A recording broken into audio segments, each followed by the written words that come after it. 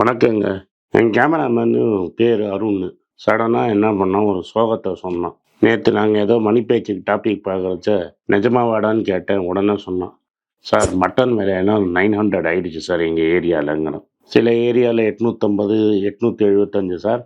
ஆனா கறி சாப்பிட்டா 900 சார். எங்க வீட்லலாம் சண்டே கறி சாப்பிடுவோம்னான்." நான் சொல்லிட்டேன், "ஐயா ஜாலி. நான் கறி சாப்பிடுறது இல்ல. நாங்கலாம் கறி சாப்பிட மாட்டோம். சிக்கன் சாப்பிட மாட்டோம். மீன் சாப்பிட மாட்டோம். முட்டை சாப்பிட மாட்டோம். அம்மையாரும் இதெல்லாம் சாப்பிட மாட்டாங்க. அதனால அது அருண் ப்ராப்ளம், எங்க ப்ராப்ளம் இல்ல. ஆனா அதுல இன்னொரு ப்ராப்ளம் இருக்கு. என்ன ப்ராப்ளம்னா, புரோட்டீன் அங்க தான் வரும். இல்ல பருப்பு வகையறால வரும். இந்த பருப்பு வகையறா விலையும் ரொம்ப ஏறிடுச்சாம் பருப்பு விலையும். பருப்பு விலையும் ஏறிடுச்சு. இந்த சிக்கன், மட்டன் இதெல்லாம் ஏறினது ஏன் நேத்து இந்த பேச்சு எங்களுக்குள்ள வந்ததுன்னா, இந்தியாவோட கன்சியூமர் பிரைஸ் இன்ஃப்ளேஷன் பத்தி ஒரு டேட்டா நேத்து கவர்மெண்ட்டே குடுத்தாங்க. நான் குடுக்கல. கவர்மெண்ட்டே குடுத்தாங்க. ஜஸ்ட்டு 6.25% தான் அக்டோபர் மாசத்துல விலைவாசி ஏறியிருக்கு. ரொம்ப ஏறல. 6.25% தான். நம்மளுக்கு இப்போ சொல்லிட்டே இருந்தாங்க, நார்த் இந்தியால ஒரே மழை. அதுக்கப்புறம் மழை நின்னுடும் செப்டம்பர்ல. அக்டோபர்ல ரேட்டெல்லாம் குறைஞ்சு போயிடும்பா அப்படின்னாங்க. இது என்னடான்னா, இப்போ மதுரைக்கு வந்த சோதனை மாதிரி இது 6.5% ஏறி இருக்கு. ஏன்டான்னா 2 to 6 தான் ஆர்பிஐயோட ரேஞ்சு. இது அதுக்கு மேல இருக்கு. அதுக்குள்ள நம்ம பணக்கார நண்பர்கள்லாம் இருக்காங்கல்ல, A1, A2.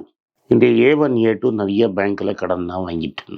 அதுதான் ஒரு இடத்துல சொன்னாங்களே ஒரு எஸ்பிஐ சீஃப், A1க்கு 10 நிமிஷத்துல லோன் கொடுத்தோன்னு ஆஸ்திரேலியால கறி சொல்றதுக்கு. அவங்களுக்கெல்லாம் வட்டி ரொம்ப ஜாஸ்தியா இருக்குதாம். பிஸ்னஸே குறைஞ்சு போயிடுச்சு. அதனால நீங்க வட்டி ரேட்டை குறைக்கணும். A2 சொல்ற, நான் என் பையன் கடத்துல செலவெல்லாம் ஏறிடுச்சு. நாங்க ஜியோ ரேட்டை ஏத்தினோம். ஏத்தினா எல்லாரும் லைனை கட் பண்ணிட்டான். அதனால எனக்கும் ரொம்ப கஷ்டமா இருக்கு பாஸ். வட்டியை குறைச்சிருங்கன்னா. இப்போ A1 என்ன சொல்றாரு, பெரியப்பா பெரியப்பா ரேட்டை குறை பெரியப்பா அப்படின்னு சொல்றாரு. இப்போ எல்லா பேப்பரு, நியூஸ் பேப்பர், டிவி எல்லாம் அவங்க கையில் இருக்கிறதுனால டிவிலையும் நியூஸ் பேப்பர்லையும் நீல கண்ணீர் விட ஆரம்பிச்சிட்டாங்க. ஹோம் லோன் ரேட்டெல்லாம் ரொம்ப ஜாஸ்தியாக இருக்குது. அதனால நீங்கள் ரேட்டை குறைச்சாதான் நல்லா இருக்கும். நாளைக்கு குறைச்சிருவாரு சக்தி, இன்னைக்கு குறைச்சிருவாரு சக்தி. அமெரிக்காவில் 3/4% ரேட்டு குறைச்சாச்சு. அதனால சக்தி ரேட்டு குறைச்சிருவாரு அப்படின்னு சொல்றாங்க. இந்த ரேட்டு குறைக்கிறதுக்கு முன்னாடியே டாலர் ஏறிடுச்சு. ரூபா பொத்துன்னு விழுந்துருச்சு. நேற்று நான் பார்க்கறத 84, 40, 85க்கு போயிடும் கூடிய சீக்கிரம். அதுக்கப்புறம் 5 வருஷத்துல அம்மையார் செஞ்சுரி அடிக்கிறாங்களாங்கிறது தான் ஒரு கேள்வி பாக்கி. எப்போ செஞ்சுரியை கம்ப்ளீட் பண்ணுவாங்க? அடுத்த தேர்தல் வரத்துக்குள்ள செஞ்சுரியை கம்ப்ளீட் பண்ணிடுவோமா? 50லேருந்து 100 கொண்டு போயிட்டோம் செஞ்சுரி அப்படின்னு பேட்டை தூக்கிட்டு இப்படி இப்படி எல்லாருக்கும் காட்டுவாங்க. அதுக்கப்புறம் சாமியார் சொல்லுவார், நாங்கள் அடுத்த வாட்டி எங்களுக்கு ஓட்டு போட்டால் நாங்கள் 5 ரூபாய்க்கு கொண்டு வருவோம் அப்படின்னு. நான் ஏன் அதை 5 ரூபாய்க்கு கொண்டு வந்தால் இந்தியாவுக்கு இன்னும் பெரிய ப்ராப்ளம் ஆகுங்கிறத ஒரு பேட்டியில் சொல்லியிருக்கிறேன். 2-3 நாளைக்கு ஜீவாவோட அந்த இன்டர்வியூவை பாருங்க, அது வேற விஷயம். இதுலேருந்து இவங்களுக்கு பொருளாதாரமுக்கு ஸ்பெல்லிங் கூட தெரியாதுங்கிறத நீங்கள் புரிஞ்சுக்கணும். இதுக்கப்புறம் ஒருத்தர் இருக்கிறாரு நம்மளவா, அவர் தான் சீஃப் எக்கனாமிக் அட்வைசர். அவர் என்ன சொல்றார், நம்ம சைனாட்ட மண்டியிட்டு பிரார்த்தனை பண்ணி ஏதாவது பிச்சை வாங்கி சாப்பிடணும். அதுக்கப்புறம் அவர் என்ன சொல்றாரு, இந்த ஃபுட் இன்ஃப்ளேஷனெல்லாம் தள்ளி வச்சிருங்க சார், நாங்கள் அமெரிக்காவை பார்த்து சூடு போட்டுப்போம். அமெரிக்காவை பார்த்து சூடு போட்டு இந்த இன்ஃப்ளேஷன் கேல்குலேட் பண்ணுறது இந்த ஃபுட்டை தூக்கிட்டிங்கன்னா அதுக்கு பதிலாக வேற வச்சு கம்மியாயிடுச்சுன்னு உங்களுக்கு சொல்லுவோம் அப்படின்னு ஒரு ஐடியா சொல்றாரு. அதுக்கு ஒருத்தன் சொல்றான், டே இந்த ஃபுட் பேஸ்கெட்ல இல்லடா, ஆல்ரெடி டேப்பு சிடி எல்லாம் அதில் போட்டு ஏமாத்தி இருக்கிறோம்டா. இப்போ யாருமே டேப் வாங்குறது இல்லை, யாருமே சிடி வாங்குறது இல்லடா. நீ சும்மா ஏதாவது ஆரம்பிக்காதடா அப்படின்னு சொல்லி அமைக்க வச்சிருக்கிறாங்க. வெஜிடபிள் விலை 100 ரூபா விற்றது நீ 142 ரூபாய்க்கு விற்குதான். 650 ரூபாய்க்கு 2 வருஷத்துக்கு முன்னாடி விற்றுருந்த கறி விலை 900 ரூபாய்க்கு விற்குதான். எனக்கு தெரியாது. இந்த பருப்பு வகையற 10% ஏறி இருக்குதான். ஜஸ்ட் 10% நீங்க உடனே பெரியப்பாவை குறைன்னு சொல்லிக்கிட்டு, பெரியப்பா எப்படி டாக்ஸ் ரேட்டை குறைச்சு எப்படி ஏழைங்களுக்கு கொடுக்கலான்னு திட்டம் தீட்டிட்டு இருக்கிறாரு. நீங்க இப்போ பணக்காரன் பாவம் A1, A2 அவங்க சொந்த பந்தம்னா ஆல்ரெடி ரொம்ப கட்டத்தில் இருக்கிறாங்க. வட்டி வேற ஜாஸ்தியா இருக்குது, டாக்ஸ் வேற இன்னும் ஜாஸ்தியா கட்டுறாங்க. 25% கட்டுறாங்க. அதை எப்படி கம்மி பண்ணலாம்னு ஐடியா பண்ணிட்டு இருக்கிறேன். விலைவாசி 10% ஏறிடுச்சுன்னு என்கிட்ட அழுத, சும்மா இரு அப்படின்னு சொல்றாரு. இது என்னடா இது, அமெரிக்கால ஏன் கன்சிடர் பண்ணல, இங்க ஏன் நீங்க கன்சிடர் பண்ணணும் அப்படிங்கிறதுக்கு ஒரு சின்ன அளவுகோல். ஏன்னா அமெரிக்கால நம்மளோட 30 மடங்கு சம்பாதிக்கிறாங்க. இங்கே கார் ஓட்டுறவனுக்கு 20,000 சம்பளம்னா அங்கே கார் ஓட்டுறவனுக்கு எவ்வளோ சம்பளம் நீங்களே கணக்கு பண்ணிக்கிங்க. அதனால தான் நம்ம வந்து $4,000 நம்ம சந்தோஷமாக 4,000 இன்ட்டு 84ன்னு போட்டு $3,50,000 சம்பளம் நாங்கள் ஓடுறோம்ல, அது மாதிரி.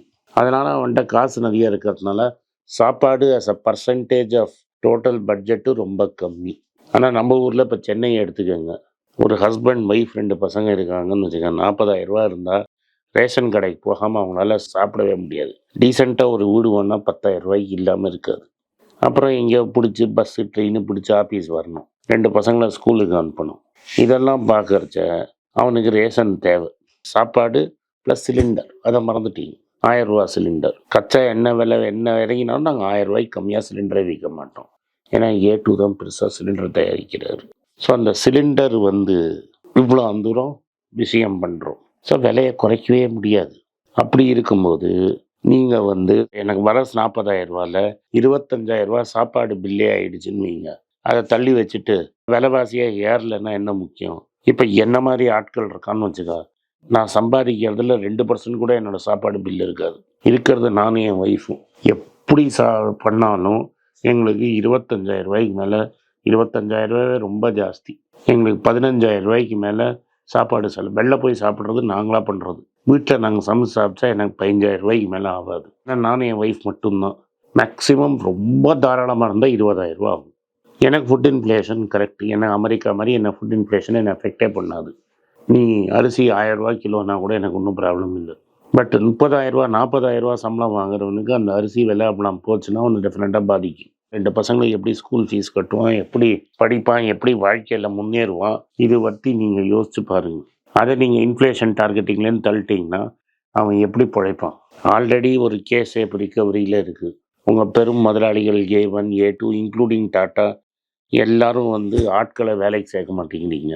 ஆட்கள் வேலைக்கு சேர்க்கலை. சரி, அப்போ வேலையே கிடைக்கல, கிடைச்சாலும் சம்பளம் கம்மி.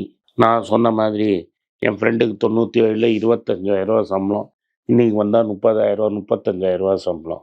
தங்கத்தில் பார்த்தா அன்றைக்கி 60 கிராம் தங்கம், இன்றைக்கி 3.5 கிராம் 4 கிராம் தங்கம். உங்களுக்கு இது பிடிக்கலன்னு நினச்சேன். ஆனால் ஒருத்தர் என்னை பார்த்து ரெஸ்டாரண்ட்டில் சொன்னார், நம்மளவா அவர் என்கிட்ட சொன்னார், நீ கரெக்டாக சொன்னேன், அன்றைக்கி 60 கிராம் தங்கம், இன்றைக்கி 4 கிராம் தங்கம். ஸோ நம்மளவாளுக்கும் இது புரியுறது.